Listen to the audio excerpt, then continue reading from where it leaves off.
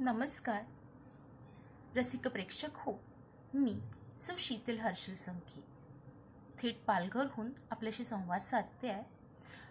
मला या पेजवर कलानगरी ह्या पेजवर सागर भोगे सरांनी निमंत्रित केल्याबद्दल मी त्यांचे आभार मानते। मी शिक्षिका, जिल्हा परिषद शाळेत शिक्षिका असून कविता लेखन करणे हा माझा सगळ्यात जवळचा आणि आवडता छंद आहे। त्याच छंदासोबत आज आपल्याशी हितगुज संवाद आणि कवितेची सरगम सादर करत आहे। आपल्यासमोर माझी पहिली रचना सादर करते, ओवी रचना। पहिली माझी ओवी मातृत्वाच्या चरणी, पहिली माझी ओवी मातृत्वाच्या चरणी, देवाचीच करणी माऊली ग, देवाचीच करणी माऊली ग। दुसरी माझी ओवी पितृत्व सावलीला, दुसरी माझी ओवी पितृत्व सावलीला, जपल्या बाललीला वटवृक्ष, जपल्या बाललीला वटवृक्ष। तिसरी माझी ओवी रिधिराज ईशाला, तिसरी माझी ओवी हृदयराज ईशाला, चालवी संसाराला सुरळीत, चालवी संसाराला सुरळीत। चौथी माझी ओवी मी मलाच गाईन, चौथी माझी ओवी मी मलाच गाईन, समजून सांगीन वेड्या मना, समजून सांगीन वेड्या मना। अशा वेड्या मनाला समजवल्यानंतर आता आपण पुढे जाऊया। पुढे गेल्यावर त्या मनालाच काही गोष्टी समजावून सांगाव्या लागतात आणि आपण वेळोवेळी त्या समजावत असतो। आपल्यासमोर माझी पुढील रचना सादर करते, मना। ही पण एक भक्तिमय रचनाच आहे। मना लागी वेड तुझे हरी भजनी रमत, दिन रात नाम मुखी भक्तिमय सदोदित। मना लागी वेड तुझे हरी भजनी रमत, दिन रात नाम मुखी भक्तिमय सदोदित। किती उडावे शिंतोडे भय नाही निपजले, कठीण काळात मन हरिनामात रंगले।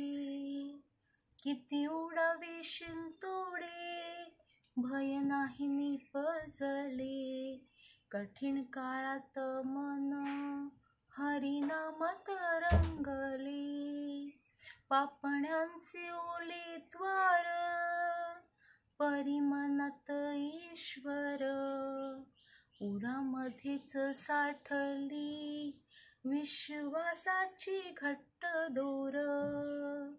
पापण्यांचे ओले द्वार परिमनात ईश्वर, उरामध्येच साठली विश्वासाची घट्ट दोर। आता हरावा काळोख पुन्हा उजेड पडावा, सोनियाने उजळावे भक्ती जय सदा व्हावा। आता हरावा काळोख पुन्हा उजेड पडावा, सोनियाने उसळावे विजय सदा व्हावा. अशा विचारसरणीत आपण आजच्या काळातही राहिलो तर नक्कीच ह्या कठीण परिस्थितीत सगळं कसं वातावरण प्रसन्न, शांत, प्रफुल्लित आणि सकारात्मक होऊन जाईल, जे आत्ता तरी आपल्याला जगण्यासाठी खूप खूप आवश्यक आहे. नावच घ्यावासा वाटत नाही, पण तेच नाव रोज ऐकावं लागतं अशी सध्याची परिस्थिती आहे.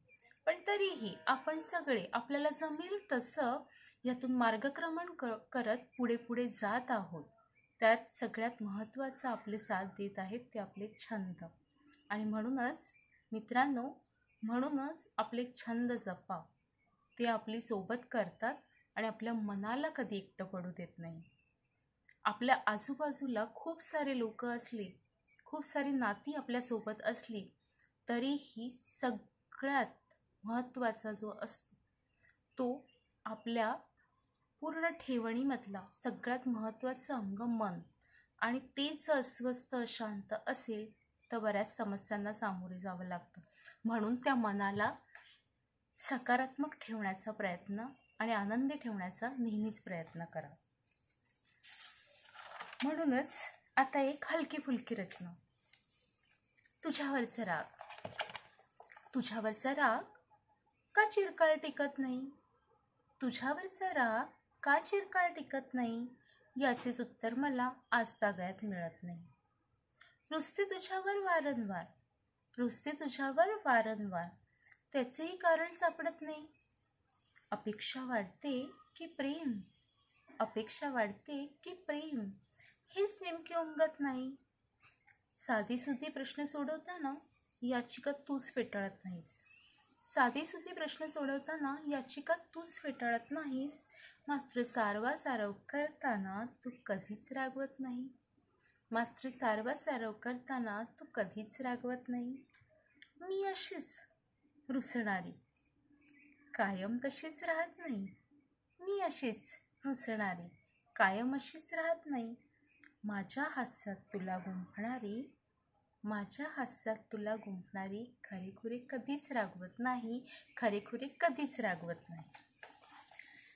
अशी हलकी फुलकी तुझ्यावरचा राग आपल्यासमोर सादर केल्यानंतर मी आपल्यासमोर काही ओळी सादर करते.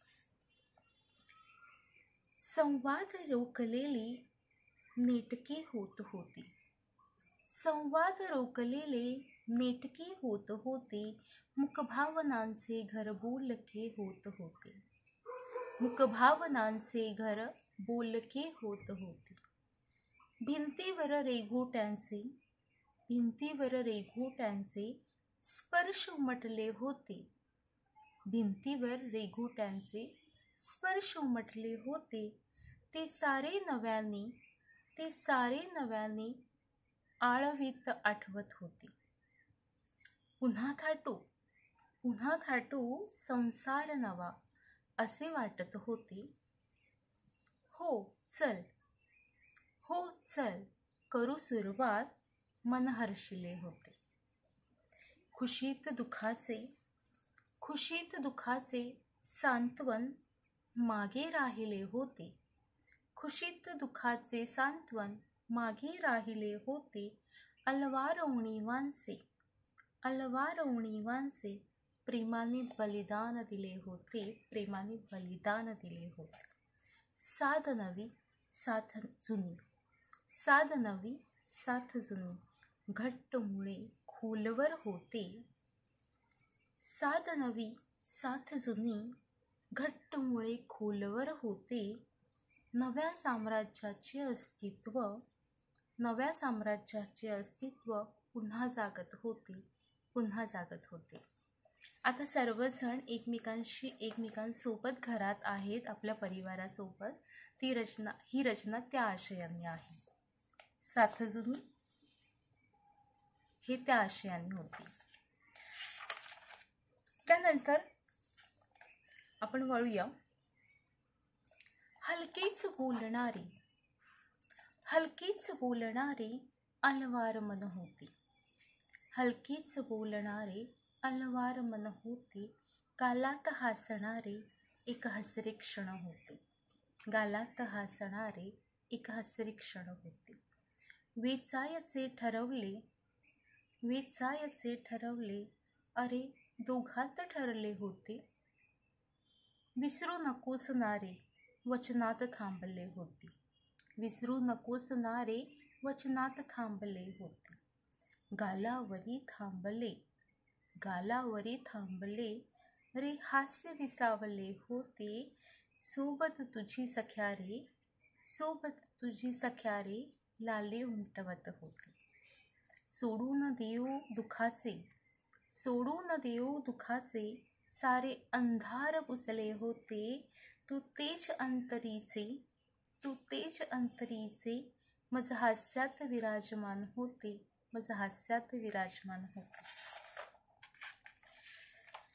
अशा प्रकारे आपल्या समोर माझ्या काही रचना सादर केल्या. आता थोडासा माझा पुस्तक परिचय.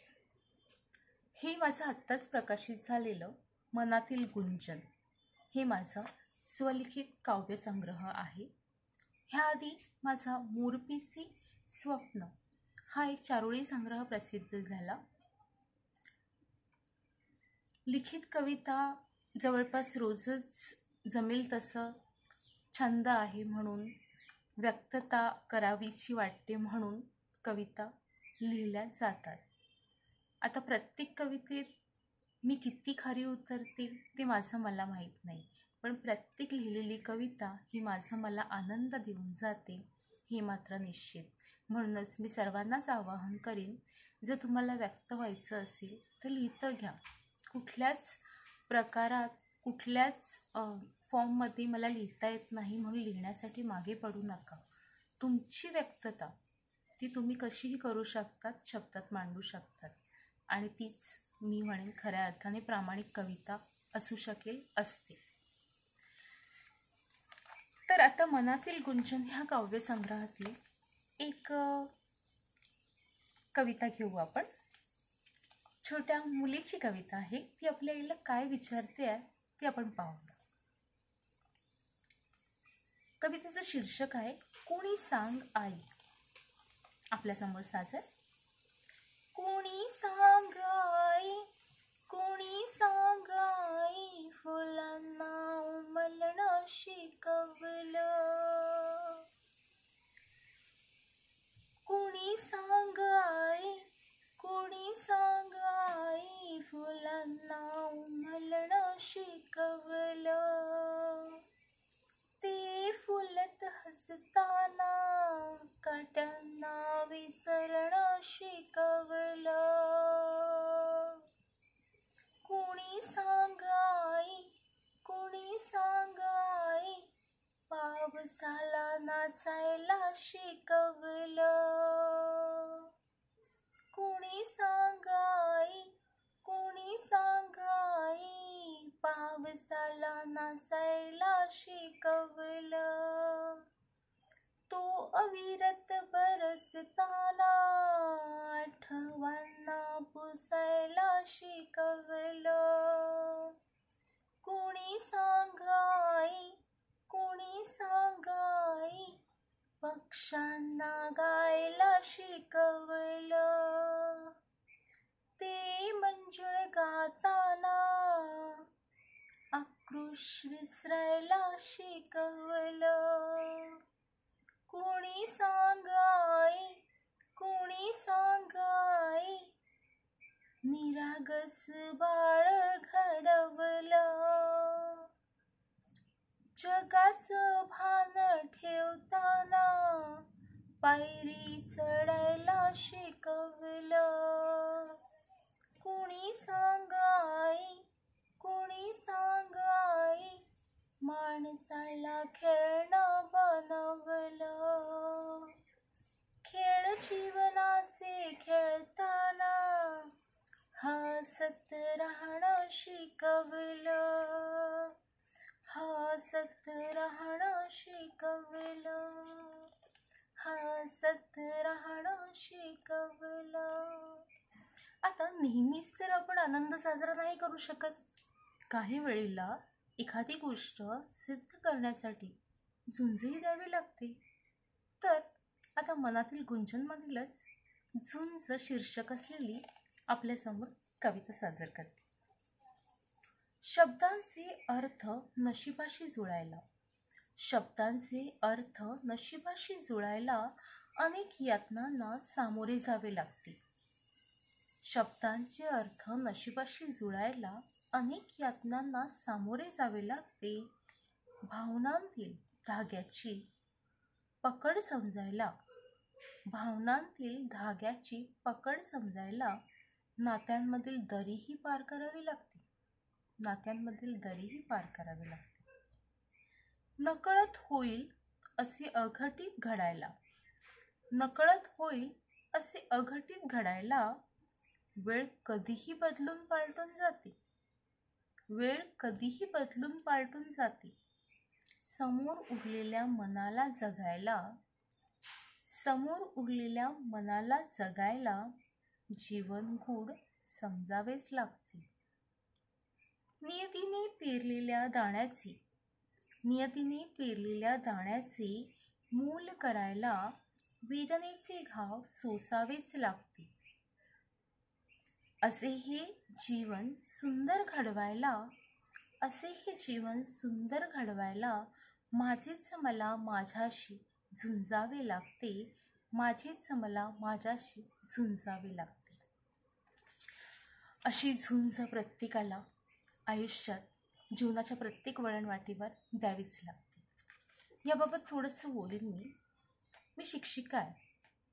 अनेक मुलांच्या संपर्कात येते आणि कवीही आहे. कवी मन असल्यामुळे हळवं मन आणि विविध भावनांचे आविष्कार टिपणारी व विविध भावनांचे आविष्कार जगणारी म्हणून एक व्यक्तिमत्व सिद्ध करत असतानाच मला एक गोष्ट आवर्जून सांगावीशी वाटते की हल्लीची जी मुलं आहेत, लहान मुलं जे खूप निरागस असतात, छान असतात, प्रेमळ असतात, मातीचा गोळा असतात, त्यांना आकार देण्याचं काम आपलं जरी असलं तरी पण ते समाजातून इतकं वेगळं वेगळं काय काय शिकत असतात की त्या सगळ्याच गोष्टी आपल्या हिताच्या नसतात.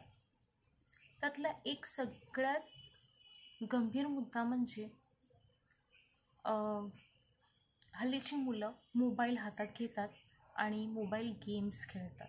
गेम्स खेळणे आनंद, खेळ ह्यासाठी ठीक आहे, मनोरंजन ह्यासाठी ठीक आहे, पण काही गेम्स हे अशा पद्धतीने बनवलेले आहेत की त्यांच्यातून मुलांमध्ये खूप ॲग्रेसिव्हपणा वाढतो. ह्याबाबत माझे 1-2 केस स्टडी झालेत आणि बऱ्यापैकी त्यात यशही आलं आहे. म्हणजे ह्या बाबतीत जर आपण जातीने लक्ष घातलं, मुलांना प्रेमपूर्वक समजावून किंवा वेगळ्या वेगळ्या लाडी गोडी लावून वेगळ्या पद्धतीने त्यांच्या हातात त्यावेळेला वेगळी गोष्ट सोपवून आपण त्यांना परावृत्त जर केलं तर आपण जिंकलो. काही दिवसांपूर्वीचाच एक अनुभव आपल्यासमोर शेअर करते. एक अननोन आलेला कॉलवर आपण काय करतो तर आपण बऱ्याच वेळेला तो कॉल अवॉइड करतो किंवा सोडून देतो. पण जर त्याच्यातून खूप सारे वेगळेच असे प्रत्युत्तर आले किंवा एखादा साधा इन्सिडेंट आहे आणि त्यावेळेला डायरेक्ट अरेतुरेवर ही छोटी मुले यायला लागली, तरीही आपण समजून जाऊया की त्यांच्यात खूप सारा ॲग्रेसिव्हपणा वाढत आहे. पालकांनी सावधान व्हा. त्यांचे शिक्षक त्यांना वेळोवेळी मदत करतीलच, पण पालकांनी जास्त सजग व्हा. मुलं जास्त वेळ तुमच्या ताब्यात असतात, शिक्षकांच्या नाही.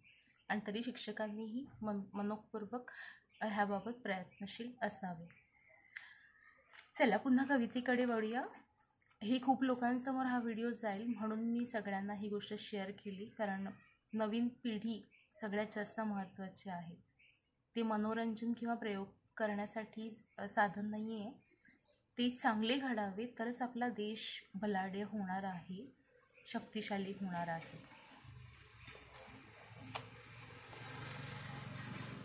आता आपण दुसरी एक कविता आपल्या घेऊया. एक वादळ. कोरोनाशी लढायला खूप गरज आहे आणि ही माझी कविता बऱ्याच लाईव्समधून माझ्या यूट्यूब चॅनलवरून वगैरे बरीच आवडली आहे सगळ्यांना, लोकप्रिय कविता आहे, म्हणून ही घेऊया. एक वादळ. एक वादळ आलं सर्व शक्तीनिशी, होतं नव्हतं सर्व मोडलं त्यांनी त्याच्या कर्मानिशी. एक वादळ. एक वादळ पुन्हा एकदा कणत कणत उठायचे. पुन्हा एकदा कणत कणत उठायचे. मनात नवीन स्वप्नांचे मनोरे मात्र रचायचे. तुला मी भीत नाही, मला कसोशीने जगायचे. प्रयत्नांती यश मिळते ही मला दाखवायचे. पुन्हा एकदा म्हणत म्हणत कितीदा येशील. मोडून तोडून माझे सर्व काही आत्मबळ कसे हिरावून घेशील. संकटांची रचलेली कमान अशी सहज उचलीन, दाही दिशा पाहत राहतील असे अर्थ मिळेल. पुन्हा एकदा एक वादळ जीवनात येऊन घोंगावत निघून जाईल. पुन्हा मात्र उठण्याचे बळ मला साठवायचे. त्या वादळाला हरवायचे, हा आनंद पुन्हा एकदा मिळवायचा.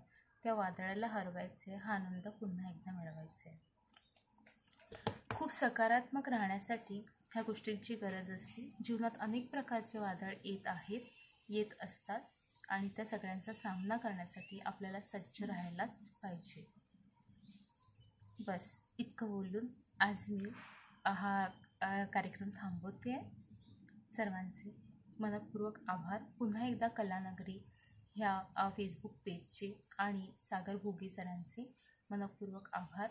आपण सर्वांनी माझ्या कविता ऐकल्या आणि कवितेचा आनंद घेतला, ह्यासाठी आपणा सर्व रसिक वर्गाचेही आभार. धन्यवाद.